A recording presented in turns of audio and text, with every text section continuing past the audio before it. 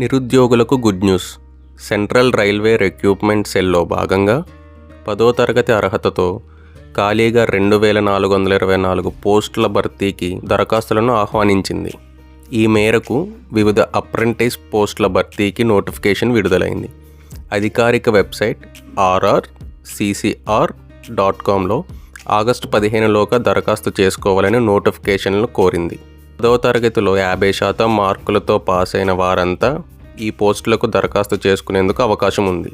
అయితే national council for vocational training, state council for vocational training గుర్తించిన national trade certificate సైతం సమర్పించాల్సి ఉంటుంది. దరఖాస్తుదారుల వయసు 15 నుంచి 24 సంవత్సరాలు మించకూడదు. రిజర్వ్డ్ కేటగిరీ అభ్యర్థులకు వయసులో సడలింపు ఇచ్చింది. ఎస్సీ ఎస్టీలకు 5 ఏళ్ళు, ఓబీసీలకు 3 ఏళ్ళు సడలింపు ఇచ్చినట్లు నోటిఫికేషన్లో తెలిపింది.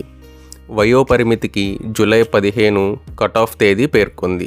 అభ్యర్థులు మ్యాథ్స్, ఐటీఐలో సాధించిన మార్కుల సగటు ఆధారంగా మెరిట్ లిస్ట్ను తయారు చేయనున్నారు. షార్ట్ లిస్టుకు ఎంపికైన అభ్యర్థులను సర్టిఫికేట్ వెరిఫికేషన్ కోసం పిలుస్తారు. పూర్తి వివరాల కోసం ఆసక్తి ఉన్న అభ్యర్థులు అధికారిక వెబ్సైట్లో సంప్రదించాలని సెంట్రల్ రైల్వే కోరింది.